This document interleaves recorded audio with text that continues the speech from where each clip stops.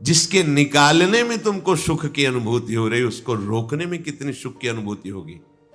उन्मत्त हो जाओगे, बहुत जल्दी आपके सारे के सारे करण भगवदाकार होने लगेंगे यदि आप ब्रह्मचर्य का पालन करेंगे। शरीर स्वस्थ, हल्का, मन प्रसन्न, नींद आदि पर विजय, कितने गुण ही गुण।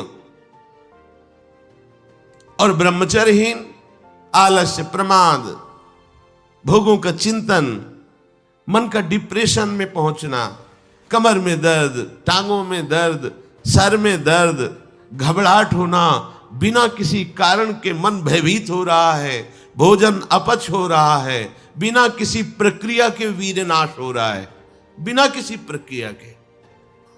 काहे को मृत्यु स्वयं स्वीकार कर रहे हो। ये मृत्यु है कि इस भोग वृत्ति को साक्षात मृत्यु रूप देखो। ये मृत्यु है तुम्हारी। कितने दिन शरीर रहेगा, कितने दिन भोग रहेंगे। विचारवान बनो। ब्रह्मचर्यम चरंती, ब्रह्मचर्य का पालन करो। उपासक जो ब्रह्मचारी होता है उसका खिला हुआ चेहरा रहता है, जैसे कमल खिला हुआ, बिना किसी कारण के उसकी मुख मुद्रा में प्रसन्नता होती है।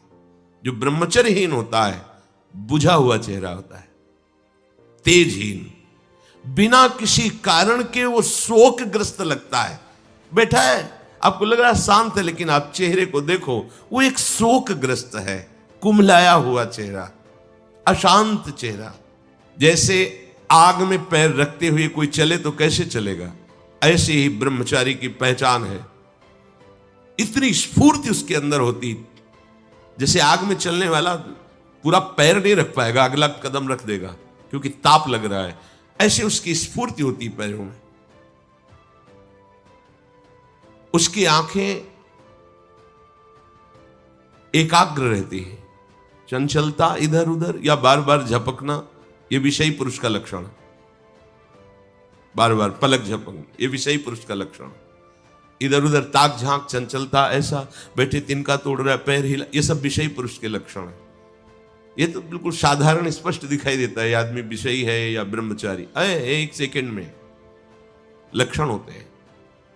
उसी वीर से संतान उत्पन्न होती है जिसको आप नष्ट कर रहे हो, जिसको आप ऐसे पानी में बहा रहे हो, व्यर्थ फेंक रहे हो, तो उसको भ्रूण हत्या का पाप लग रहा है तो तुमको पुण्य लग रहा है, वीरपात कर रहे हो तुम्हें भी वही हत्या लग रही है, क्योंकि उसमें वही जीवात्मा है जो मां के गर्भ में जाके बालक रूप धारण कर लेती है, उसको तुम नष्ट कर रहे हो। पर बुद्धि भ्रष्ट हो गई है, समझ में नहीं आता, व्यर्थ में वीरपात करते हो, व्यर्थ में।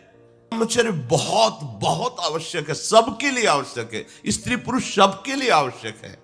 आप उसको केवल भगवत प्राप्ति से ही मत समझिए। अरे जीना है तो ब्रह्मचर्य की आवश्यकता है, स्वस्थता की आवश्यकता है, प्रसन्नता की आवश्यकता नहीं। मरा हुआ जीवन, रोज सुबह शाम निकल रही, रोज जीवन जा रहा, किस काम का जीवन। गया गई रात्रि, गई दिन, गया समय जा रहा है। तुम्हारा उद्देश्य क्या है, तुम्हारे हाथ क्या लग रहा है, क्या प्राप्त कर रहे हो। विचार ही नहीं रह गए, विवेक ही नहीं रहे, पशुवत बस ऊपर चमड़ी में सुंदरता का लेप करके और मलमूत्रों के भांड में प्रियता करके पूरा जन्म नष्ट कर देना। कैसी धिक्कारमयी बुद्धि हमारी है। जहां हमें मुक्त होना चाहिए वहां मांग क्या रहे। कोई बिरला ही मुक्त होना चाहता है। एक बार चूक हो गई, संभाल लिया। भगवान उस चूक को चूक ही नहीं मानते जो संभाल ली जाए। जो बार बार पुनरावृत्ति की जाती है वो अपराध है, वो दंड है, उसको भोगना पड़ेगा। कोई और दंड नहीं देगा, वही क्रिया, वही चेष्टा तुम्हारी तुम्हें जला देगी, तुम्हें अशांत कर देगी। एक क्षण की चेष्टा पूरे जीवन भर के लिए तुम्हें जलन पैदा कर सकती, पूरे जीवन। एक चेष्टा तुम्हें विमुख कर सकती है, पूरा जीवन बर्बाद कर सकती है। ये बहुत खास बात है, बैठा लीजिए आप सब। ब्रह्मचर्य की अत्यंत आवश्यकता है। बिना ब्रह्मचर्य के अध्यात्म की चढ़ाई पर नहीं चढ़ सकते हैं। आपको परेशानी इसलिए होती कि आप उसी का चिंतन करते हैं। चिंतन छोड़ दीजिए, अभ्यास के द्वारा ऐसा चिंतन कीजिए। ऊपर प्रभु ने वर्णन किया, अभ्यास योग युक्तेन चेतसा नान्यगामिना, अपने चित्त को प्रभु के नाम रूप में लगाइए। भोगों का चिंतन ही ना हो तो कोई परेशानी नहीं भोग त्यागने में। भोग त्यागने में इसलिए परेशानी है कि हमारा भोग चिंतन मुझे चैन से नहीं रहने देता। अंदर से देखिए, कोई भी भोग क्रिया होने के पहले उस भोग में तदात्म होता है और चिंतन होता है। क्रिया बाद में होती है, सब कार्य पहले हो जाता है चिंतन के द्वारा। अब चिंतन के द्वारा उससे जो सुखानुभूति हो रही, अब वो क्रिया में सुखानुभूति प्राप्त करना चाहता, वो है नहीं।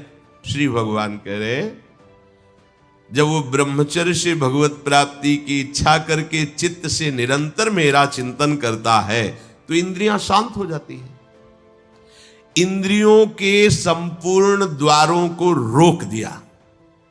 आंखें खुली हैं या बंद, केवल नाम दिखाई दे रहा है या मंत्र दिखाई दे रहा है, या मंत्र अधिष्ठात्र देवता श्यामा श्याम दिखाई दे रहे।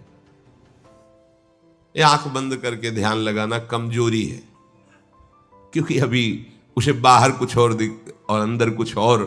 इसलिए जब बाहर भीतर एक बात हो जाती है तो आंख खुली रहे तो भी नहीं दिखाई दे रहा और कुछ, वो आंख बंद रहे तो कोई समस्या नहीं।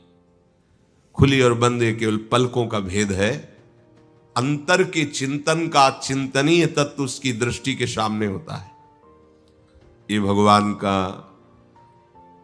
नाम है ओम, ये ब्रह्म स्वरूप है। इसी से वेदों का प्रादुर्भाव हुआ है। वेदों का जनक है प्रणव ओम, आ उमा, इन्हीं से वेदों का प्रादुर्भाव हुआ है। बड़ी महिमा है ओम की। उद्गीत, एक अक्षर ब्रह्म का मानसिक चिंतन करते हुए माम अनुस्मर, मेरा स्मरण करते हुए वो जब शरीर छोड़ता है तो सीधे परम गति को प्राप्त होता है।